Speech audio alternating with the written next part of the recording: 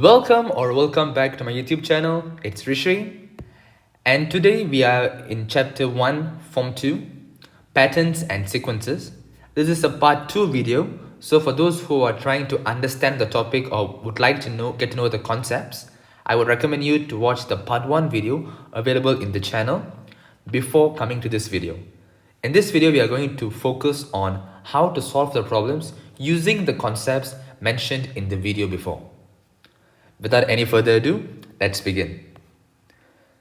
So for the first question, we're going to start with something very light and very familiar. If you look at this question, we are given a sequence 2, 4, 6, question mark and 10. This is one of the first things we learned as students in primary school. So when the numbers are in ascending order, which means they are increasing, there are only two options possible. Either the operation is plus, addition, or times, multiplication. So when we see the numbers 2, 4, 6, we know that the difference is not that much. It's not significant enough for it to become multiplication, so it is not times for this case. So we are left with plus, addition. So for 2 to become 4, we have to add 2 to it. Plus 2. Then for 4 to become 6, we must plus 2 again. And for 6 to become the next number, we have to add 2 again because it's going to be a sequence. 6 plus 2 is 8. And that's what we have for the question mark. And then to verify it, we have to plus 2 to 8, where we will get 10. As you can see, this is how we answer this question. So the question mark, the answer will be 8. You might wonder, why am I trying to explain so much about such a simple question? But trust me, it is important that you understand how we go along with the process so that you can apply the same exact concept to much more difficult questions. I'm teaching you the questions that serve as the foundation or as the basic for any kind of difficult questions you can ever encounter in regards to this chapter. Trust me, this chapter, the questions will not be that difficult in any cases because the concept is very easy to understand and the application will be much easier. Now that we are done with plus, now that we are done with the first question, which is plus, let's move on to the next one. Here we have 11, 9, question mark, 5 and 3. So this sequence is in descending order, which means it's either minus, which is subtraction, or divide, which is division. So when we see the difference in the number, the difference is not that big because 11, 9, 5 and 3, all of them are very close to each other on the number line. So we can exclude divide from the option. It's not divide in this case. So it's minus. So for 11 to become 9, with simple mental math, we can know that it's just minus 2. So for 9 to become the next number, we assume it has to be minus 2 as well.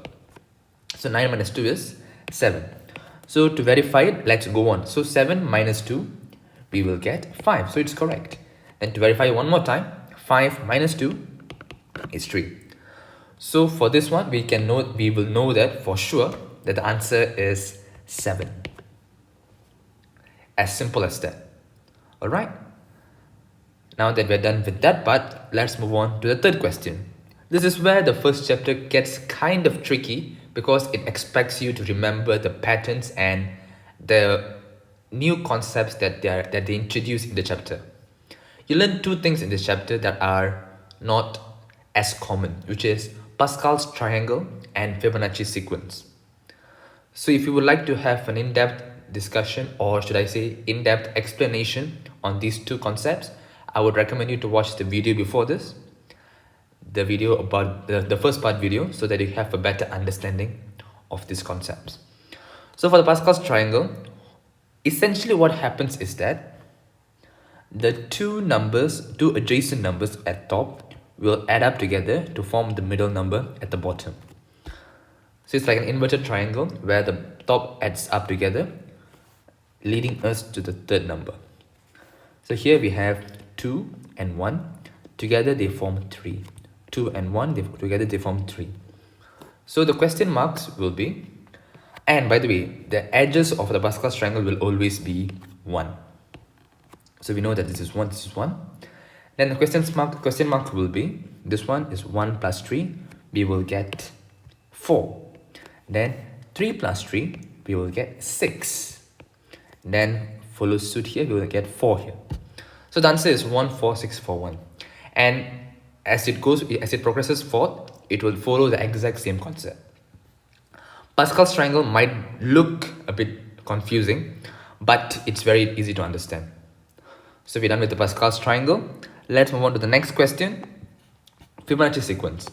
So Fibonacci sequence is a very, very intricate and interesting part of mathematics. Especially the prominence of this concept is usually found in geometry and of nature's mathematics.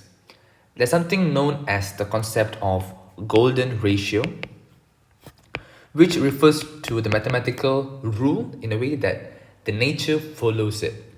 So we think that the nature is random, but mathematicians have found a way to find order in chaos. It's such a remarkable field of mathematics. So if you are interested in mathematics and nature-related geometries and stuff, I would recommend you check out golden ratio. There are tons of YouTube videos on it. It's a very excellent and intriguing topic. It's mind-boggling actually. So the concept for Fibonacci sequence is the first two numbers will add up together to form the next number, and then these two numbers will add up to form the following number. Then these two numbers will add up to form the next number. So Fibonacci sequence is explained as two preceding numbers will add up together to form the following number. So here what we have is 4, 8, 12, 20, question mark, question mark, question marks. So we're going to follow the Fibonacci rule, which is 4 plus 8, we will get 12. So 8 plus 12, we will get 20. 12 plus 20, we will get 32. Then 32 plus 20, you will get 52. Then 52 plus 32, you will get 84. And that's how the Fibonacci sequence works. You add up two numbers, and the answer of that numbers, the sum of that numbers will be the next number. That was a confusing sentence, pardon me. When you add up two numbers, the sum of those numbers will be the following number. That's much more better. Now that we're done with the Fibonacci sequence, let's move on to the fifth question.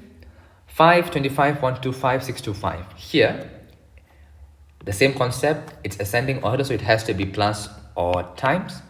As you can see, the difference is much larger. It's significant. It has a significant increase in the numbers. So we can exclude plus as an option. So it's going to be times. So 5 to become 25, we can know that by using the calculator. So take 25 and divide it by 5. Big number divided by small number, or anything that follows that works. 25 divided by 5, you will get 5. So essentially 5 times 5, you get 25. So to confirm the theory, let's times 5 with 25, where you will get 125. Then 125 times 5 is where you will get 625. Then 625 times 5 will be the working step we need to find the answer. So 625 times 5, you will get the answer 3125. It's as simple as that. Just follow the checklist. First determine whether it's ascending or descending, and then see whether it's plus times or minus divide, and then check whether the significance of difference, there's the significant difference. If there's significant difference, it has to be times or divide. If it is very small, it can be plus or minus. Let's move on to the last question, question 6. These numbers are quite big, but you must remember to look at whether they're increasing or decreasing. It's obvious that they are decreasing. Since they're decreasing, let's check out what can be done. So 262,144 and then 65536. So let's just try out divide, because this is increasing, right? And the difference is quite large. There are 6 digits here, there are 5 here, 5 here, suddenly 4 here. So we can conclude it's going to be divide. So it's 262,144 divided by 65536. You get the answer 4. When you divide these two, you get the answer 4. So to go from 262,144 to 65536, we have to divide by 4. Confirm the theory by doing it again, and voila, you get 16384. And then do it again, you'll get the question mark, which is 4096. And if you do it again, just to confirm the answer, you indeed get 1024. And that's all for this question. This is a very short video because I'm tackling the basic questions so that you can use these concepts in order to answer much more difficult questions. I'm open to any questions. If you have any specific questions regarding this topic or any topic for that matter, feel free to put in the comment section below or send me an email. My email is in the description box. If the questions are intriguing enough, I will be featuring them in the upcoming videos, or I'll try my best. No promises, but I'll try my best. So with that, we have come to the end of this video and this chapter. So hope to see you in the next one. Till then, bye bye.